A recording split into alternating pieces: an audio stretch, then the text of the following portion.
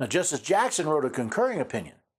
Now, while she comes to the same conclusion as the majority, she also brings up a couple of interesting points.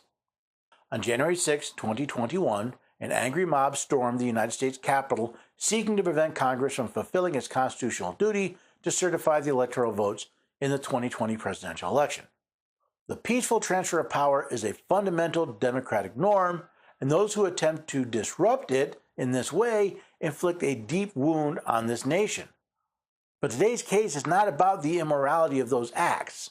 Instead, the question before this court is far narrower. What is the scope of the particular crime Congress has outlined in 18 U.S.C. Section 1512c2? Yes, the peaceful transfer of power is fundamental to our norms. However, the transfer should not only be peaceful, but must be legal. While a small group of agitators did storm the Capitol, the question that seems to be lost is whether the purpose was to disrupt the peaceful transfer of power or to disrupt the illegal transfer of power. This gets to the mens rea of 1512c. Whoever corruptly. Now, mens rea is Latin for criminal intent. Well, I agree that many who entered the Capitol on January 6 committed trespasses, some even vandalism.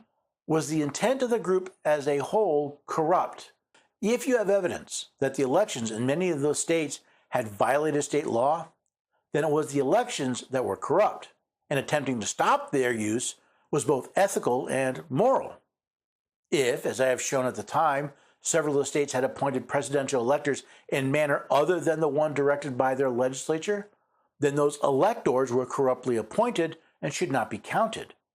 Working to prevent that was not a corrupt attempt to impede an official proceeding, but an attempt to stop the corruption of that proceeding. Our commitment to equal justice and the rule of law requires the court to faithfully apply criminal laws as written, even in periods of national crisis, and even when the conduct alleged is indisputably abhorrent. Justice Jackson is correct. The rule of law requires courts to follow the law as written. There is no exception clause for national crises or emergencies. I only wish the court would have remembered that when the so-called national emergencies have been invoked in our recent past.